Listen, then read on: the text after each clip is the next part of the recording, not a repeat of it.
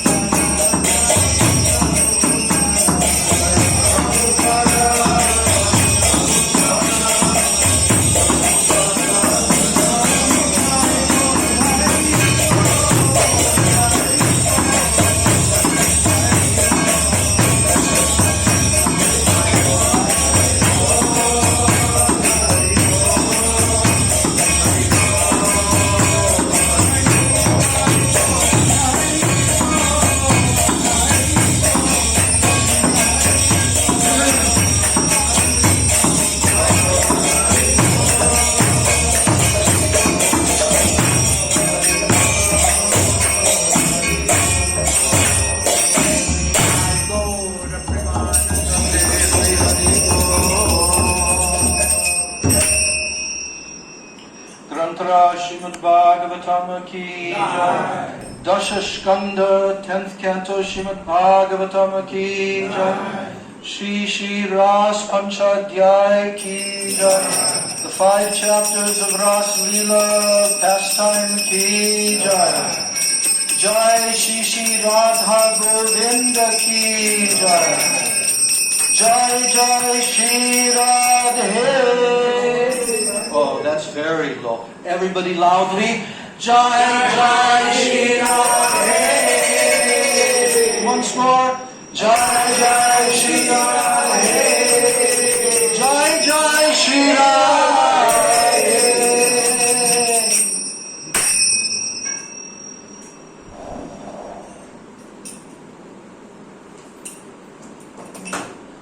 Ajnanatimirandasya Gyananjana Shalakaya Chakshuranmilitam Yena Tasmai Shri Gurave Namaha Mukam Karoti Vachalam Pangum Langayate Giri Yatkripa Tamaham Bande Shri Gurundirtaranam Apancha Kalpataru Yascha Kripa Sindhubhya Evacha Patitanam Pavanebhyo Vaishnavebhyo Namo Namaha Namo Mahabhadannaya Krishna Prema Pradayate Krishnaya Krishna Chaitanya Namani Gaura Tvishe Namaha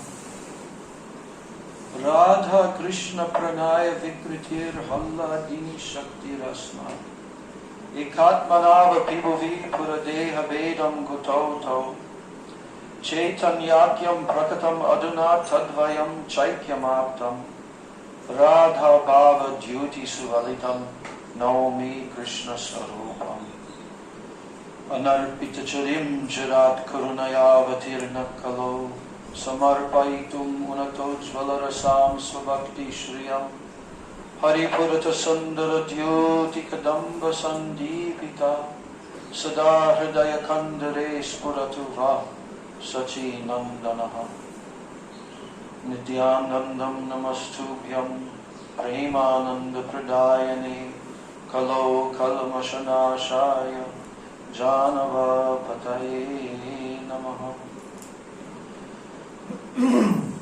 He Krishna Karuna Sindho Dinabandho Jagatpate Gopesha Gopika Kanta Radha Kanta Namostute Tapta Kanchana Gaurangi Radhe Vrindavane Vrishabhanusute Devi Pranamami Hari Priye Vrindai Tulsi Devai Priyai Keshavasya Krishna Bhakti Prade Devi Satyavachai Namo Namah Panchatattvatmakam Krishnam Bhaktarupa Swarupakam Bhaktavataram Bhaktakyam Namami Bhakti Shaktikam.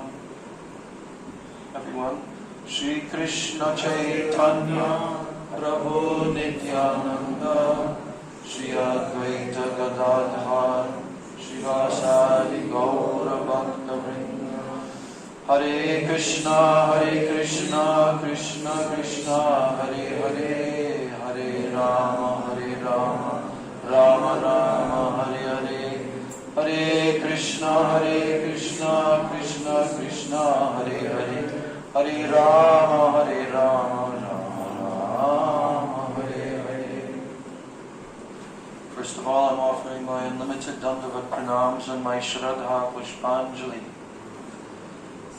at the lotus feet of my most worshipable, beloved Diksha and Siksha Guru Devs, Nitya Lila Pravishtom Vishnupad Paramahansa, Ashtotarashata Sri Srila A.C. Bhaktivedanta Swami Maharaj, Srila Prabhupada, and Nitya Lila Pravishtom Vishnupad Paramahansa, Ashtotarashata Sri Srila Bhakti Rakshak Sridhar Goswami Maharaj, and Nitya Lila Pravishta Om Vishnupad Paramahansa Ashtotarashata Sri Srila Bhaktivedanta Narayan Goswami Maharaj.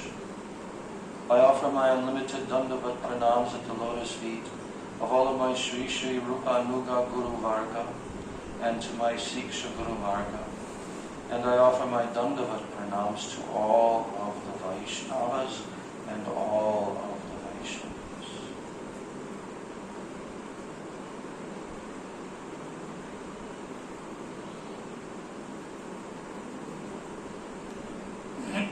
Chapter 33, 10th canto of Srimad Bhagavatam, titled in Srila Prabhupada's Krishna, the Supreme Personality of Godhead, in that book. He has given the title, Description of the Rasa Dance. So this is the concluding chapter of the Ras Panchadhyaya, and we should carefully hear the glorious descriptions how Srila Prabhupada described in such a wonderful, sweet way, and making everything very clear that no one can misunderstand. Listen carefully. Thus, hearing the Supreme Personality of Godhead Krishna speaking to pacify them, the gopis became very much pleased. That's in the last chapter, where Krishna so much pacified the gopis. They were dying of separation. Gopi Geet, they sang Gopi Geet, and then Krishna spoke to them. They asked questions to Krishna, but he pacified them fully. So, thus hearing the Supreme Personality of Godhead Krishna speaking to pacify them, the gopis became very much pleased. They became completely relieved of the great suffering of separation, not only by hearing the words of the Supreme Personality of Godhead, but also by touching his hands and legs.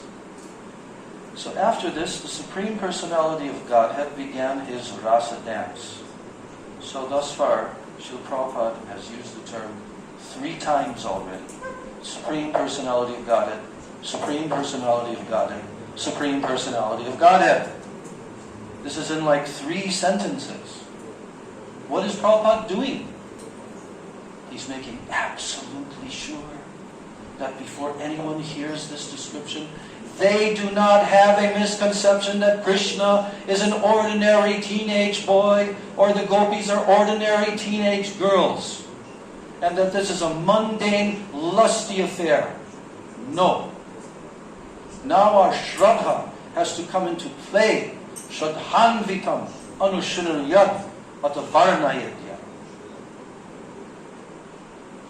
So after this, the Supreme Personality of Godhead began his rasa dance. A dance in the midst of many girls is called a rasa dance. So, Krishna began to dance among the most beautiful and fortunate girls within the three worlds. The gopis of Vrindavan, who were so attracted to him, danced with Krishna hand in hand. Krishna's rasa dance should never be compared to any kind of material dance, such as a ball dance or a society dance. The rasa dance is a completely spiritual performance. In order to establish this fact, Krishna, the supreme mystic, expanded himself into many forms, and he stood beside each gopi. Can anyone else do that? No, not in the whole creation. Only Krishna can do this. That's why he's what? The supreme.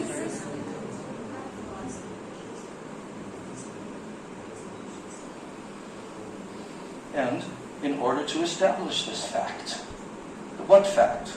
That this is a completely spiritual performance. Krishna, the supreme mystic, expanded himself into many forms and stood beside each gopi.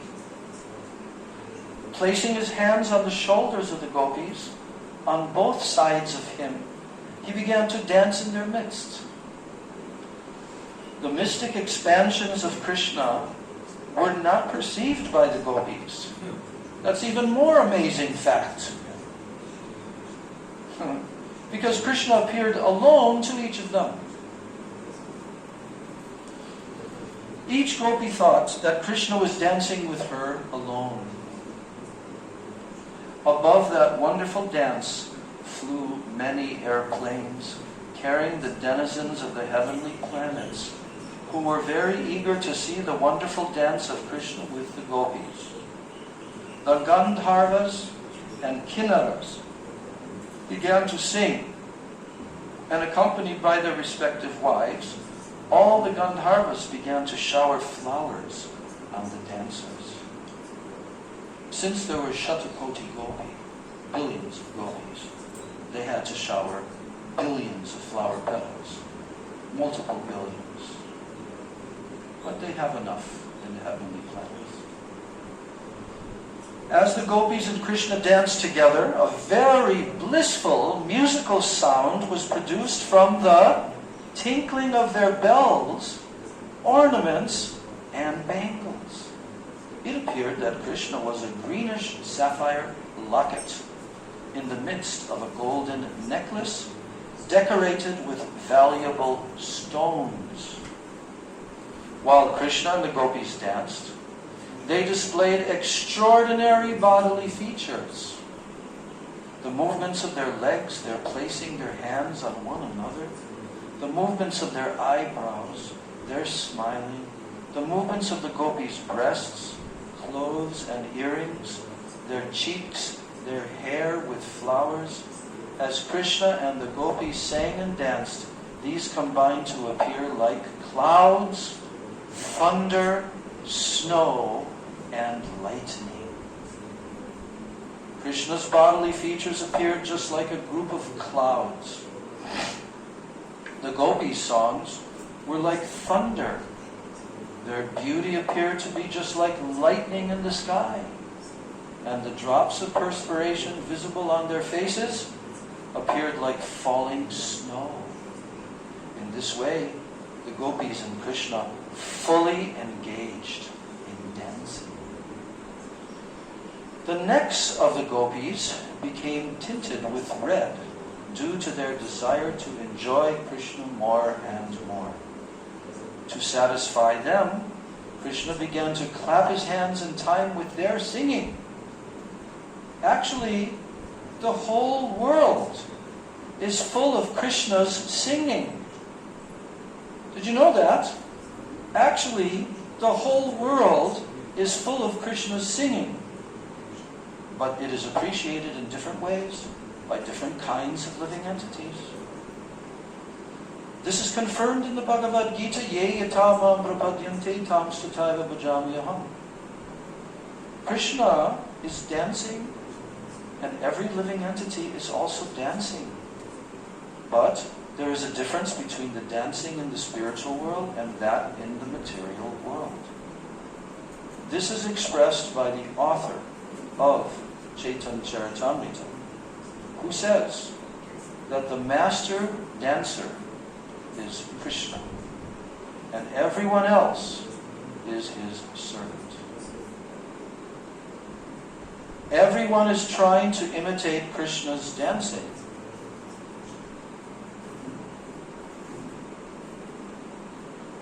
I'm reading that again. Krishna is dancing, and every living entity is also dancing. But there is a difference between the dancing in the spiritual world and that in the material world. This is expressed by the author of the Chaitanya Charitamrita, who says that the master dancer is Krishna and everyone else is his servant. Do you know the Bengali for that? Ekala Ishwara Krishna Ar Sab Pritya. There's only one Ishwara, and that's Krishna. All others are servant. So, everyone is trying to imitate Krishna's dancing. Those who are actually in Krishna consciousness, they respond rightly to the dancing of Krishna. They do not try to dance independently. But those in the material world, they try to imitate Krishna as the Supreme Personality of Godhead. The living entities are dancing under the direction of Krishna's Maya. And they are thinking that they are equal to Krishna. But this is not a fact. In Krishna consciousness, this misconception is absent. For a person in Krishna consciousness knows. A person in Krishna consciousness knows that Krishna is the Supreme Master and everyone else is his servant. One has to dance to please Krishna, not to imitate or attempt to become equal to the Supreme Personality of Godhead. The gopis wanted to please Krishna, and therefore, as Krishna sang, they responded and they encouraged him by saying, "Well done, well done." What is that? Sadhu, sadhu. And sometimes the gopis presented beautiful music for his pleasure, and he responded by praising their singing. When some of the gopis became very tired from dancing and moving their bodies, they placed their hands on the shoulders of Sri Krishna. Then their hair loosened and their flowers fell to the ground. And when they placed their hands on Krishna's shoulder, they became overwhelmed by the fragrance of his body, which emanated from the lotus, other aromatic flowers, and the pulp of sandalwood. They became filled with attraction for him, and they began to kiss him.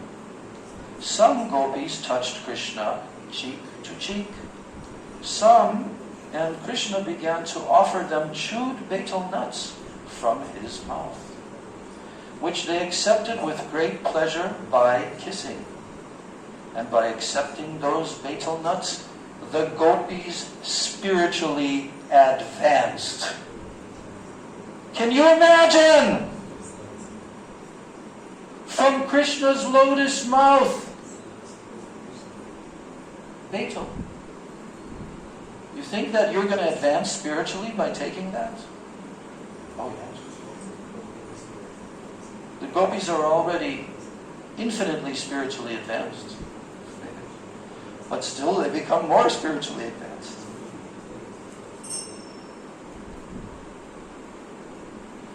The gopis became tired after long singing and dancing. And Krishna was dancing beside them. And to alleviate their fatigue, they took Sri Krishna's hand and they placed it on their raised breasts. Krishna's hand, as well as the breasts of the gopis, are eternally auspicious. Are the ordinary materialistic women of this world, are their breasts auspicious? No!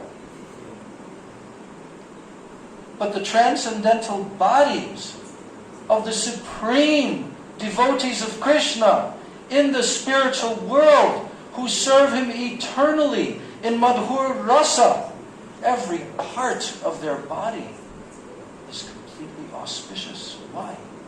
Because it's for Krishna's pleasure, not their own at all. At all.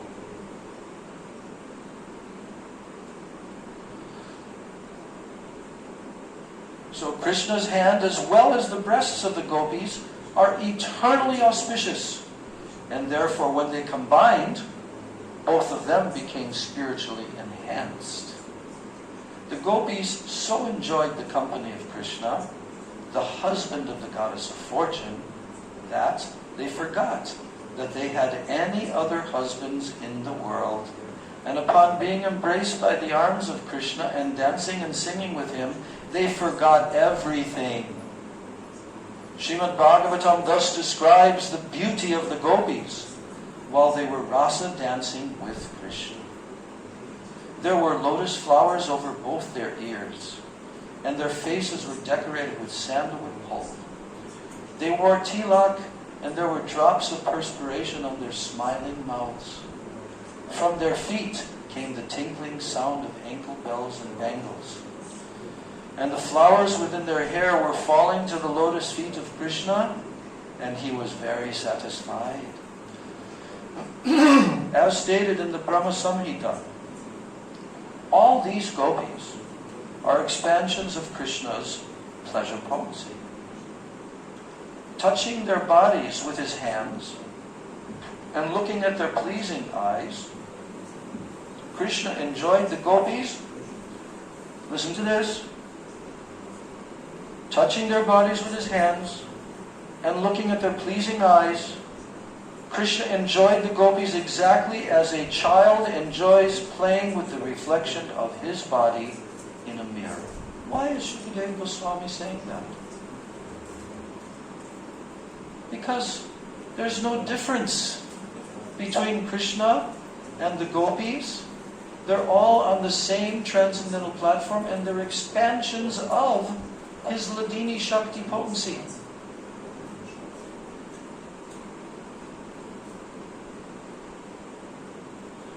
So, yes, Krishna enjoyed the gopis exactly as a child enjoys playing with the reflection of his body in a mirror. When Krishna touched the different parts of their bodies, the gopis felt surcharged with spiritual energy. They could not adjust their loosened clothes, although they tried to keep them adjusted properly. Their hair and garments became scattered, and their ornaments loosened as they forgot themselves in the company of Krishna. While Krishna was enjoying the company of the gopis in the rasa dance, the astonished demigods and their wives gathered in the sky.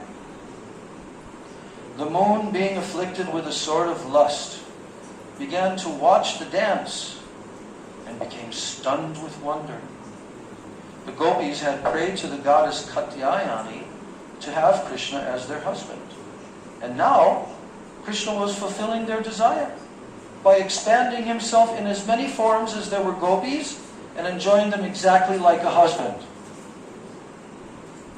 Srila Sukadeva Goswami has remarked that Krishna is self-sufficient. What is that in Sanskrit? Atmaram. He is self-sufficient. Atmaram. He doesn't need anyone else for his satisfaction. How could Krishna not be Atmaram? That would mean he would be lacking in something, right? Is Krishna lacking in anything? He's not lacking in anything. Otherwise, how he can be the supreme absolute truth? from which everything emanates. So, the moon, being afflicted with a sort of lust, began to watch the dance, and it became stunned with wonder. What is the name of that place? Chandra Sarovar, where the moon became stunned. It didn't move from there. Now Krishna was fulfilling. Oh, yes. So, he is Atmaram, he doesn't need anyone else for his satisfaction. But because the gopis wanted Krishna as their husband, he fulfilled their desire. And when Krishna saw that the gopis were tired from dancing with him, he immediately began to wipe his hands over their faces so that their fatigue would be relieved. In order to reciprocate the kind hospitality of Krishna, the gopis began to look at him lovingly. They were overjoyed by the auspicious touch of the hand of Krishna. Their smiling cheeks shone with beauty, and they began to sing the glories of Krishna with transcendental pleasure. As pure devotees, the more the gopis enjoyed Krishna's company, the more they became enlightened with his glories, and thus they reciprocated with him. They wanted to satisfy Krishna by glorifying his transcendental pastimes. And Krishna is the Supreme Personality of Godhead, the Master of all masters, and the gopis wanted to worship him for his unusual exhibition of mercy upon them. So now,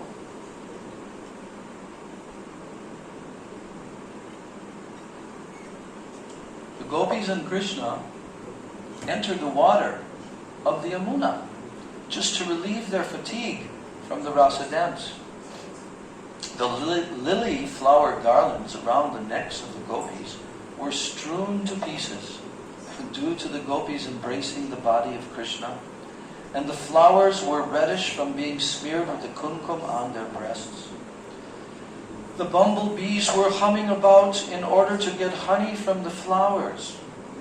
Krishna and the gopis entered the water of the Yamuna just as an elephant enters a water tank with his many female companions.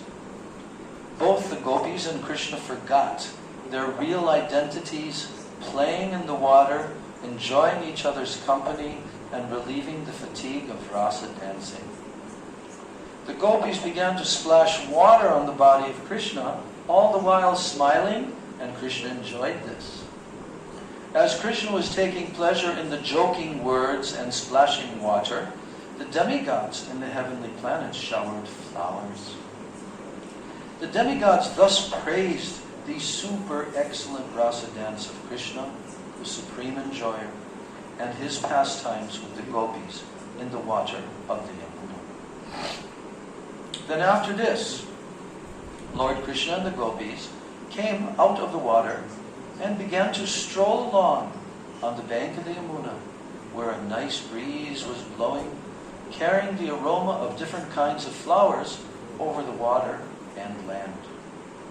And while strolling on the bank of the Yamuna, Krishna recited various kinds of poetry. He thus enjoyed the company of the gopis in the soothing moonlight of autumn. Sex desire is especially excited in the autumn season. But the wonderful thing about Krishna's association with the gopis is that there was no question of sex desire. It was, as clearly stated in the Bhagavad description by Shukadeva Goswami, Avarudha Saurata. Means Krishna's dancing with the gopis and the ordinary dancing of living entities within the material world. Oh, sorry, I missed a line.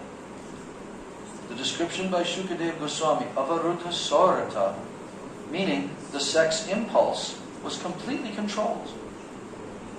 So there is a distinction between Lord Krishna's dancing with the gopis and the ordinary dancing of living entities within the material world. And in order to clear up further misconceptions about the rasa dance and the affairs of Krishna and the gopis, Maharaj Parikshit, the hearer of Srimad Bhagavatam, told Shukadeva Goswami. So here's now Maharaj Parikshit telling Shukadeva Goswami. Why does he tell him? In order to clear up any further misconceptions about the rasa dance and the affairs of Krishna and the gopis. So Maharaj Parikshit, the hearer of Srimad Bhagavatam, told Shukadeva Goswami, quote, Krishna appeared on the earth to establish the regulative principles of religion and to curb the predominance of irreligion. What's that verse? Yada yada hi dharmasya glanir bhavati bharata abhyutanam dharmasya tadatmanam srijami aham. So, he's telling to Shukadeva that Krishna appeared on the earth to establish dharma, the regulative principles of religion, and to curb the predominance of irreligion, adharma. But the behavior of Krishna and the gopis might encourage irreligious principles in the material world. Pretty good question, huh? You understand this question? Why he's asking this? Prabhupada is really going to explain this one. Because the fallen living entities are so perverted that they can actually even try to imitate Krishna's rasa dance. So, now,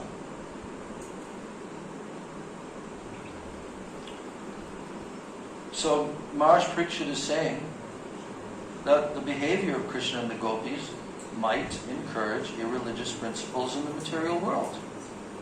I am simply surprised that he would act in such a way, enjoying the company of others' wives in the dead of night. Now, this statement of Maharaj Parikshit's was very much appreciated by Shukadeva Goswami. The answer anticipates the abominable acts of the Mayavadi impersonalists who place themselves in the position of Krishna and enjoy the company of young girls and women. That's why Maharaj Parikshit asked this. The basic Vedic injunctions, never allow a person to enjoy sex with any woman except his own wife. Krishna's appreciation of the gopis appeared to be distinctly in violation of these rules. And Maharaj Parikshit understood the total situation from Shukadeva Goswami, yet to further clarify the transcendental nature of Krishna and the gopis in the rasa dance, he expressed his surprise. This is very important in order to check the unrestricted association with women by the prakrita sahajyas. So in his statement, Maharaj Parikshit has used several important words which require clarification. The first word, jugupsitam. This means abominable, disgusting, rejectable, putrid. Jugupsitam. He used that word. Now the first doubt of Maharaj Parikshit was as follows. Lord Krishna is the Supreme Personality of Godhead who had advented himself to establish religious principles. Why then did he mix with others' wives in the dead of night and enjoy dancing, embracing, and kissing? According to the Vedic injunction, this is not allowed. And also, when the gopis first came to him, he gave instructions to them to return to their homes. To call the wives of other persons or young girls and enjoy dancing with them is certainly abominable according to the Vedas. So why should Krishna have done this? Now, another word used here, aptakam. Some may take it for granted that Krishna was very lusty among young girls, but Maharaj Parikshit said that this was not possible. He could not be lusty. First of all, from the material calculation, he was only 8 years old. At that age, a boy cannot be lusty. And aptakam means that the Supreme Personality of Godhead is self-satisfied. Even if he were lusty, he doesn't need to take help from others to satisfy his lusty desires. So the next point is that, although not lusty himself, he might have been seduced by the lusty desires of the gopis. But Maharaj Parikshit then used another word, Yadupati, which indicates that Krishna is the most exalted personality in the dynasty of the Yadus. And the kings in the dynasty of Yadu were considered to be the most pious, and their descendants were also like that. So having taken birth in that family, how could Krishna have been seduced even by the gopis? It is concluded, therefore, that it was not possible for Krishna to do anything abominable. But Maharaj Parikshit was in doubt as to why Krishna acted in that way. What was the real purpose? Now, another word Maharaj Parikshit used when he addressed Shukadeva Goswami is suvrata, which means to take a vow to enact pious activities. Shukadeva Goswami was an educated brahmachari, and under the circumstances it was not possible for him to indulge in sex. This is strictly prohibited for brahmacharis. And what to speak of a brahmachari like Shukadeva Goswami?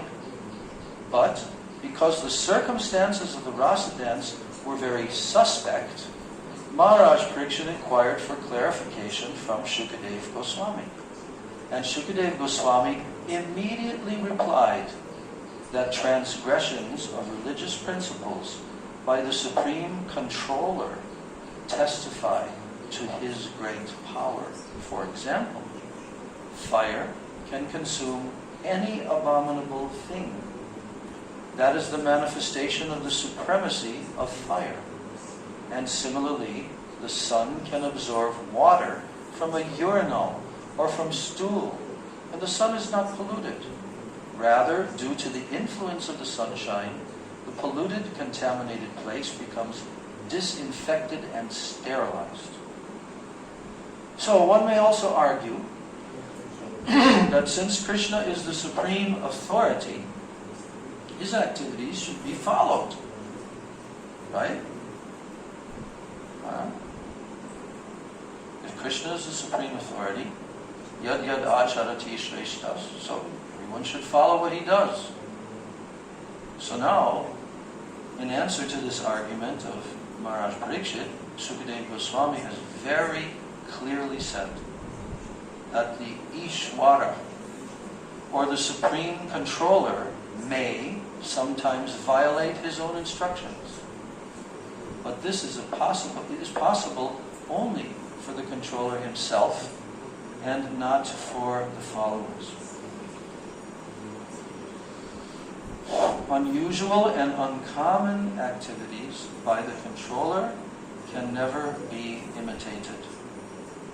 Shukadeva Goswami warned that the conditioned followers who are not actually in control should never even imagine imitating the uncommon activities of the controller. A Mayavadi philosopher, he may falsely claim to be God, or he may claim to be Krishna, but he cannot actually act like Krishna. He can persuade his followers to falsely imitate the rasa dance, but he is unable to lift Govardhan hill. We have many experiences in the past of Mayavadi rascals. Of who? Mayavadi? We have many experiences of Mayavadi rascals who delude their followers by posing themselves as Krishna in order to enjoy Ras Leela. In many instances, they were checked by the government, arrested, and punished. And in Orissa, Thakur Bhaktivinoda punished a so-called incarnation of Vishnu who was imitating the Ras Leela with young girls. There were many complaints against the so-called incarnation. At that time, Bhaktivinoda Thakur was a magistrate, and the government deputed him to deal with this rascal, and he punished him very severely. So the Ras Leela dance cannot be imitated by anyone. And Shukadeva Goswami warns that one should not even think of imitating it. He specifically mentions that if out of foolishness one tries to imitate Krishna's rasa dance, he will be killed. Just like a person who wants to imitate Lord Shiva's drinking of an ocean of poison. Lord Shiva drank an ocean of poison and kept it within his throat. The poison made his throat turn blue, and therefore Lord Shiva is called Nilkantha. But if any ordinary person tries to imitate Lord Shiva by drinking poison or smoking ganja, he is sure to be vanquished, and he will die within a very short time. Lord Sri Krishna's dealings with the gopis occurred under special circumstances.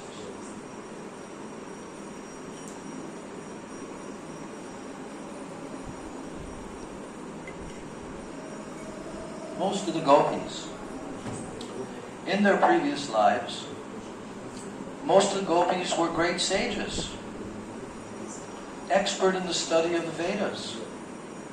And when Lord Krishna appeared as Lord Ramachandra, they wanted to enjoy with him. Well, Lord Ramachandra gave them the benediction that their desires would be fulfilled when he would appear as Krishna. So therefore, the desire of the gopis to enjoy the appearance of Lord Krishna was long cherished. So they approached Goddess Katyayani to have Krishna as their husband. And there are many other circumstances which also testify to the supreme authority of Krishna and show that he is not bound by the rules and the regulations of the material world. In special cases, he acts as he likes to favor his devotees. This is possible only for him because he is the supreme controller. People in general should follow the instructions of Lord Krishna as given in the Bhagavad Gita. And they should not even imagine imitating Lord Krishna in the rasa dance. Krishna's lifting of Govardhan Hill and his killing of great demons like Putana, they are all obviously extraordinary activities. Similarly, the rasa dance is also an uncommon activity and cannot be imitated by any ordinary man. An ordinary person engaged in his occupational duty, like Arjuna, he should execute his duty for the satisfaction of Krishna. That is within his power. Arjuna was a fighter. Krishna wanted him to fight for his satisfaction. Arjuna agreed, although at first he was not willing to fight. Duties are required for ordinary persons. Again, duties are required for ordinary persons. They should not jump up and try to imitate Krishna and indulge in Ras Leela and thus bring about their ruin. One should know with certainty that Krishna had no personal interest in whatever he did for the benediction of the gopis. As stated in the Bhagavad Gita, Namam karmani limpanti. Krishna never enjoys or suffers the results of his activities. Therefore, it is not possible for him to act irreligiously. He is transcendental to all religious duties and principles, and he is untouched by the modes of material nature. He is the supreme controller of all living entities, whether they are in human society, in demigod society, in the heavenly planets, or in lower forms of life. And he is also the supreme controller of material nature. And therefore, he has nothing to do with religious or irreligious principles. principles. Now, Shukadeva Goswami further concludes that the great sages and devotees who are washed clean of all conditioned life, they can move freely even within the contamination of material nature by keeping Krishna, the Supreme Personality of Godhead, within their hearts. In this way, they also do not become subject to the laws of pleasure and pain in the modes of material nature. How then is it possible for Krishna, who appears by his own internal potency, to be subject to the laws of karma? In the Bhagavad Gita, the Lord clearly says that whenever he appears, he does so by his internal potency. He's not forced to accept a body by the laws of karma, like an ordinary living entity. Every other living entity is forced to accept a certain type of body by his previous actions. But when Krishna appears, he always appears in a body that is not forced upon him by the actions of his past deeds.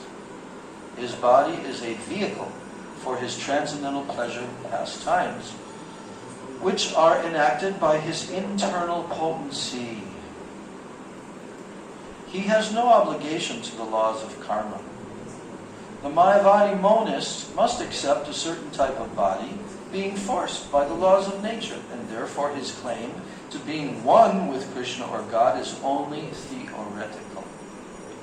Such persons who claim to be equal with Krishna and indulge in Ras Leela, they create a dangerous situation for the people in general.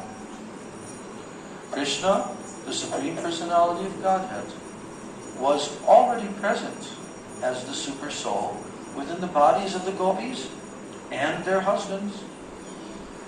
He is the guide of all living entities, as is confirmed in the Katha Upanishad, Nityo Nityanam Chaitanas Chaitananam. The Super Soul directs the individual soul to act, and the Super Soul is the actor and the witness of all action.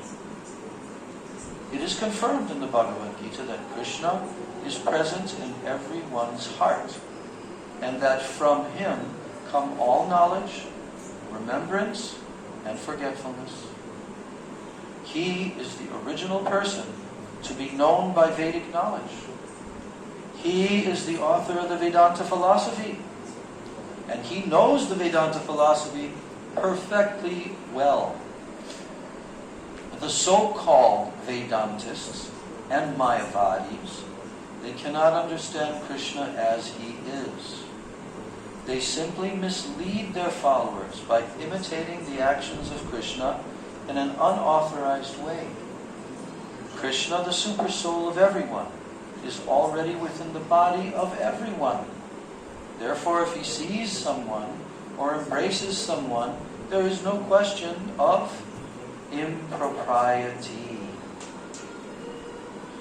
Some ask that if Krishna is self-sufficient, then why did he at all manifest the pastimes with the gopis, which are disturbing to the so-called moralists of the world? The so-called moralists of the world, they're so disturbed by the Krishna's pastimes with the gopis, especially in Hinduism, Shminduism, Hinduism. They don't have any understanding of Krishna. And therefore, this is immoral, we cannot go there. So, some ask that if Krishna is self-sufficient, then why did he at all manifest the pastimes with the gopis, which are disturbing to the so-called moralists of the world?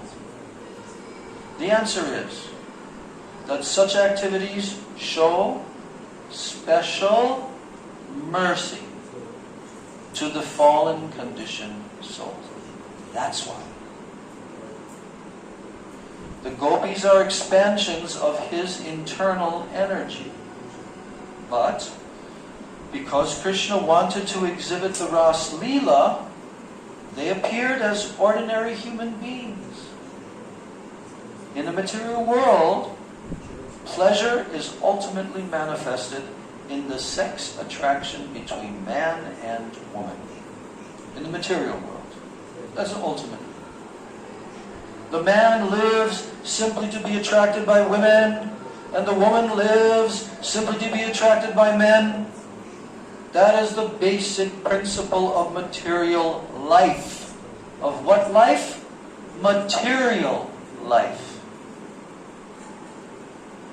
As soon as these attractions are combined, people become more and more implicated in material existence. Which two attractions are combined? Which two? Yes. And when they become combined, what happens to the people who are being combined together? Yes. They become more and more implicated in material existence. That's why brahmacharyena. That's why. But of course, in Vedic system, there are 4 ashramas. But if someone enters Grihastha ashram, they still have to control the sexual urge. And that's why Srila Prabhupada, in the early days of the movement, he called them Grihastha brahmacharis. Remember that? Grihastha brahmacharis. Because they're having sex only for one purpose, to procreate children. Whenever I think about this, I always think of Srila Gaur Govinda Maharaj. Srila Gaur Govinda Maharaj. Mahabhagavat, of the highest order, Braj Rasik. But because he was ordered by his parents, he got married. And when you're married, then you produce children. So he produced 6 children. And you know what he said? In my whole life, I had sex 6 times, and I produced 6 children. That's all. Bas. This is real spiritual life. Now, so as soon as these attractions are combined, people become more and more implicated in material existence. And in order to show them, to show who? Those who are becoming implicated in material existence, in order to show them special favor, Krishna exhibited this Ras Leela dance. Yeah, that's for all the jivas. It is just to captivate the conditioned souls. And since they are very much attracted by sex, they can enjoy the same life with Krishna and thus become liberated from the material condition. Good deal, huh? In the 2nd canto of Srimad Bhagavatam, Maharaj Parikshit also explains that the pastimes and the activities of Lord Krishna are medicine for who? For the conditioned souls. Medicine. The pastimes of Krishna. If they simply hear about Krishna, they become relieved of the material disease.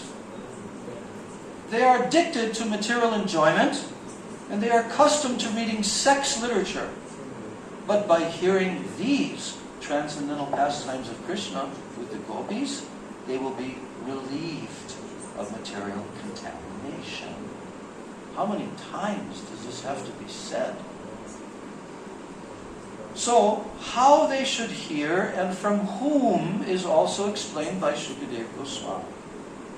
The difficulty is that the whole world is full of Mayavadis. What's Prabhupada's pranam mantra? Everyone say, Namaste, Saraswati Devi, Gauravani Pracharani, Nirvishesha, Shunyavadi, Paschata Deshatarani. Right in his pranam mantra. Whole Western country, the whole world, full of Mayavadis. And when the difficulty is that the whole world is full of Mayavadis, and when they become professional reciters, these Mayavadis become professional reciters of Srimad Bhagavatam, like we see all over the place. And when people, without knowing the effect of the Mayavad philosophy, hear from such persons, they become confused. The discussion of the Ras Leela among people in general is discouraged because they are affected by the Mayavad philosophy. But if one who is advanced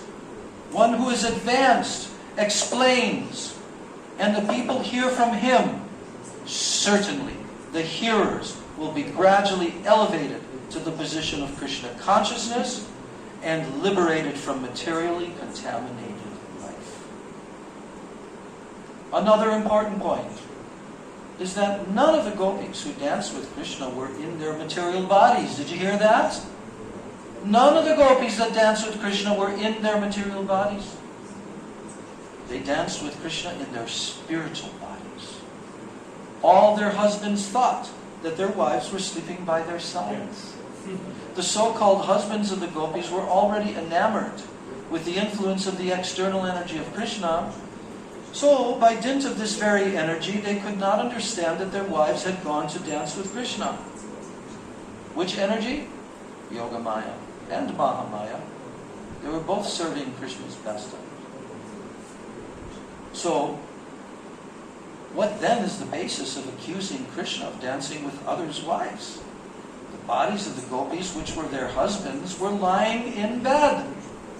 But the spiritual parts and parcels of Krishna were dancing with him. Krishna is the Supreme Person, the whole Spirit, and he danced with the spiritual bodies of the gopis. There is therefore no reason to accuse Krishna in any way. Now, after the rasa dance was over, the night. What night? A night of Brahma. How long is a night of Brahma, dear educated devotees? 4 billion. What? 4 billion. 430 million years. And the day of Brahma, 12 hours, is also 4 billion, 430 million years, 432. And when they combine together as the day and night, the 24 hours of Lord Brahma's day, that's called his kalpa, becomes approximately 8,640,000,000. But this is only half of that. The rasa dance went on for 4,430,000,000 years. Yeah. He says, after the rasa dance was over, the night of Brahma, a very, very long period, as mentioned in the Bhagavad Gita, it turned into the Brahma Muhurta. The Brahma Muhurta takes place about 1.5 hours before sunrise. It is recommended that one should rise from bed at that time, and after finishing daily ablutions, take to spiritual activities by performing Mangalarti, chanting the Hare Krishna mantra. This period is very convenient for the execution of spiritual activities. And when that auspicious moment arrived, Krishna asked the gopis to leave. After dancing for 4,430,000,000 years. But then it came back to the normal time, Brahma Muhurta time. All time is under Krishna's control and control of Yogamaya. So Krishna asked the gopis to leave. Although his beloveds, they were not willing to quit his company, but they were very obedient to him. And as soon as Krishna asked them to go home, they immediately left and returned home. Shukadeva Goswami concludes this episode of the Ras Leela by pointing out that if a person hears from the right source about the pastimes of Krishna, who is Vishnu himself, and he hears about the gopis with Krishna, who are expansions of his energy, then he will be relieved of the most dangerous type of disease, namely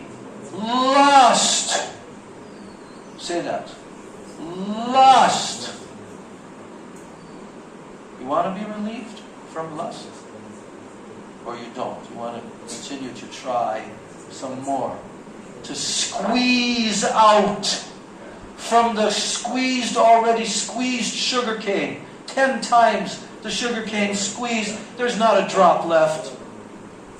But if you want to try, Krishna gave free will. You can try. It means that only the Rasa Leela is there which can completely root up the lust. Yes, that's what is being stated by who? Shukadeva Goswami. So he's telling that Shukadeva Goswami concludes this episode of the Rasa Leela by pointing out that if a person hears from the right source about the pastimes of Krishna, who is Vishnu himself, and he hears about the gopis, who are expansions of his energy, then he will be relieved of the most dangerous type of disease, namely lust. In other words, one who actually hears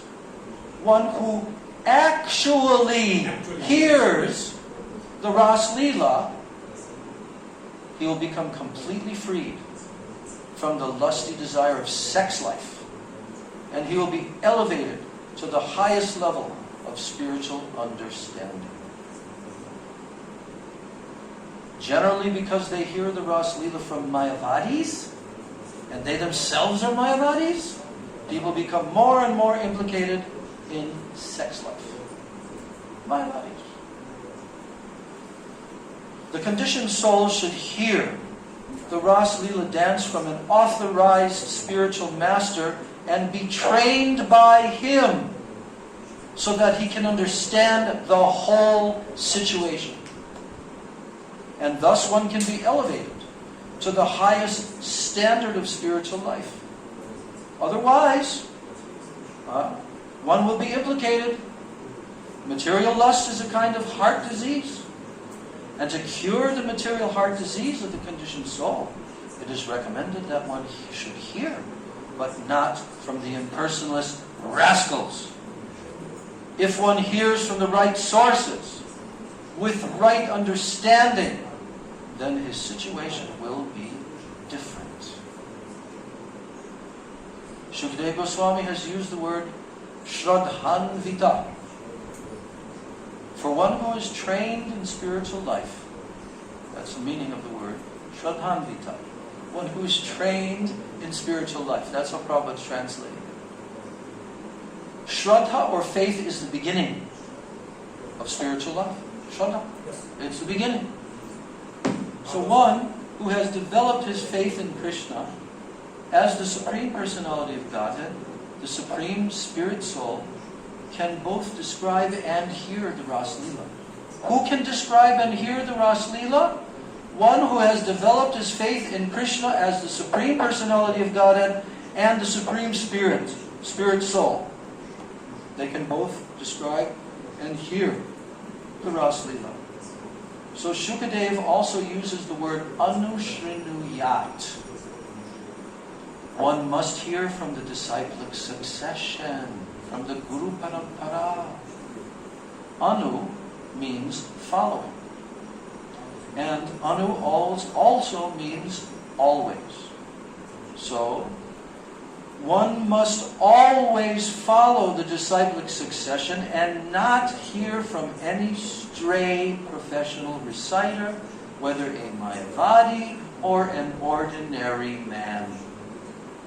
Anushinuyat means that one must hear from an authorized person who is in the disciplic succession and who is always engaged in Krishna consciousness. When a person hears the Ras Leela in this way, the effect will be sure. He will be elevated to the highest position of spiritual life. Madam, from whom we should hear this, that is okay. One side is clear.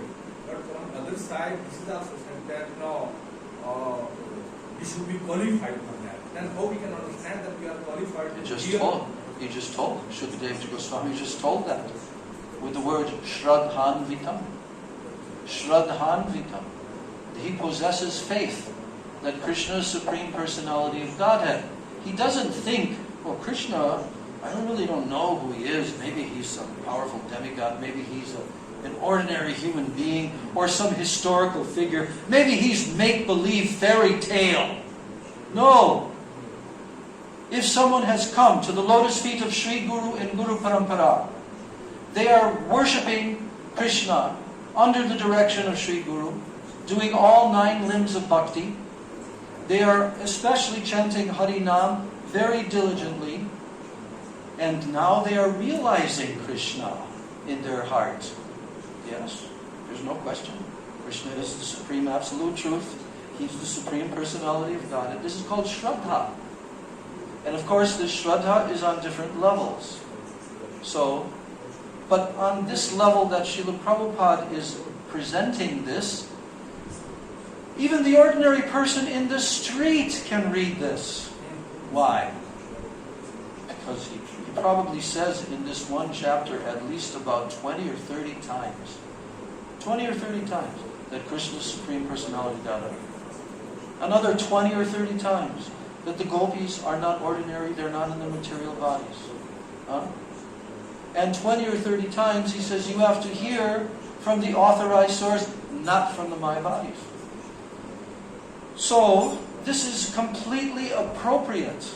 And our Gurudev went to the Western countries. Now, did Gurudev, in every single festival, did he recite Ras Leela? Yes or no?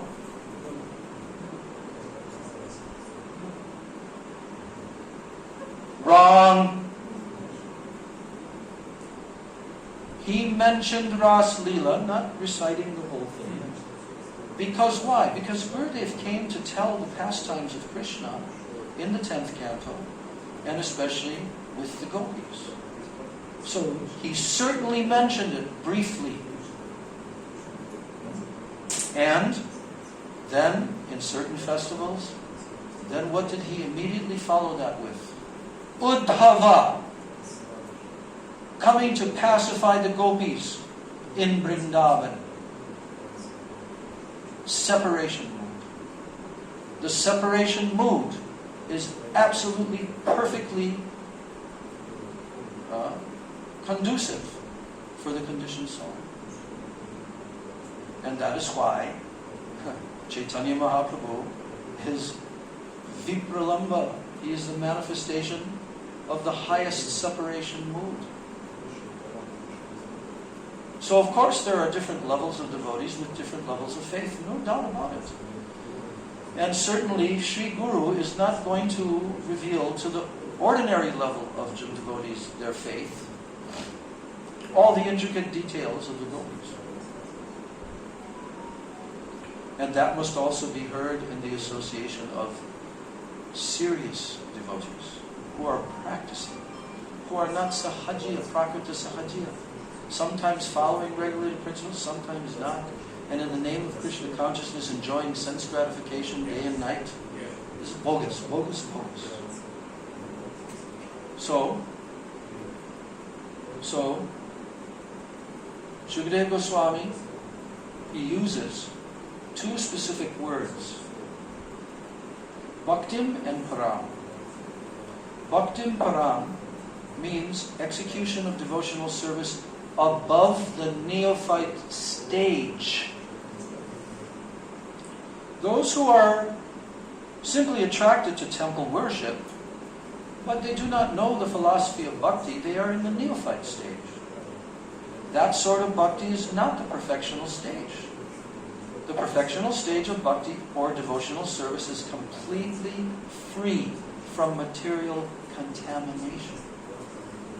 The most dangerous aspect of contamination is lust or sex life. That's the most dangerous. Bhaktim Param, devotional service, is so potent that the more one advances in this line, the more he loses his attraction for material life.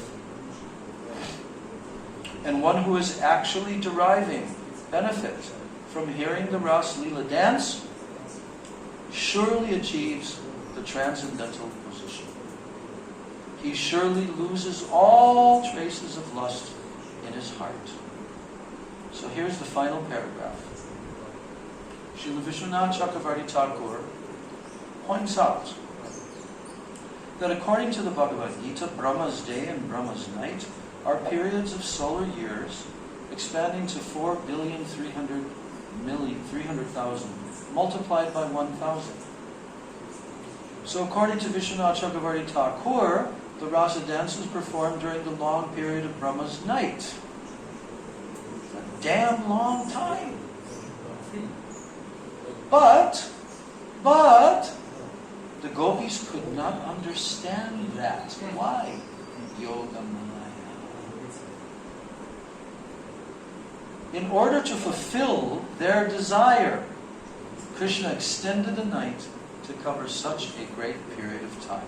Now, who has ever done that to their confidential beloveds? To extend the night that they were praying for and hoping for many lifetimes, and now they're dancing with Krishna like as if he's their husband, right? But he extends that to 430 million years. So now one may ask how this was possible.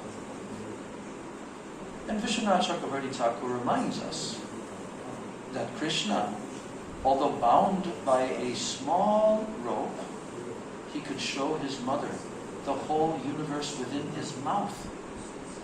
How is this possible? The answer is, he can do anything for the pleasure of his devotees.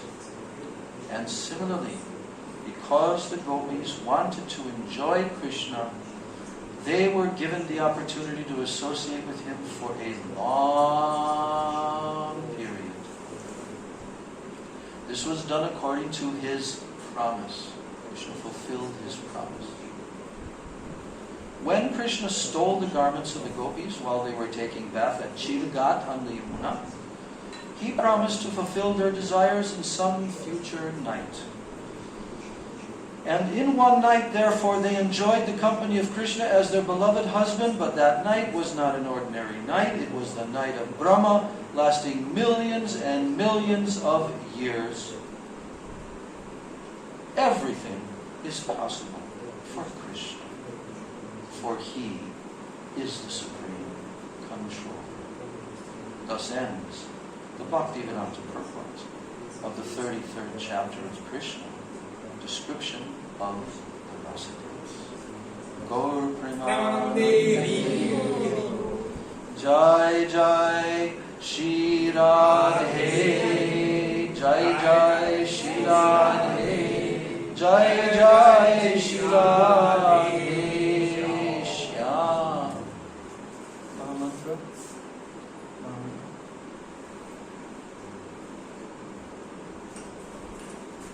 Hare Krishna, Krishna Krishna, Hare Hare, Hare Ram, Hare Ram, Ram Hare Hare.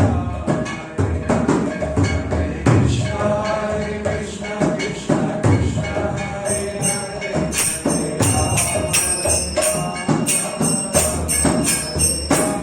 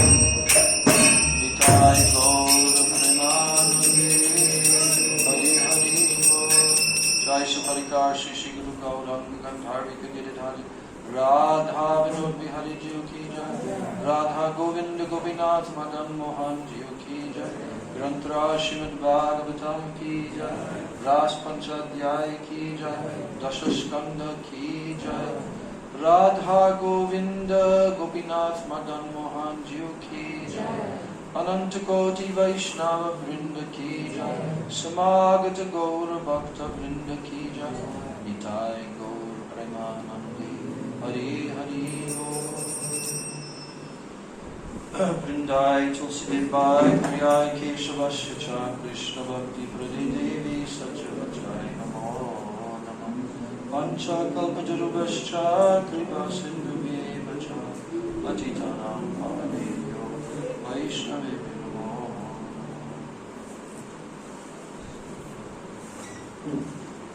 Our next class will be on Thursday.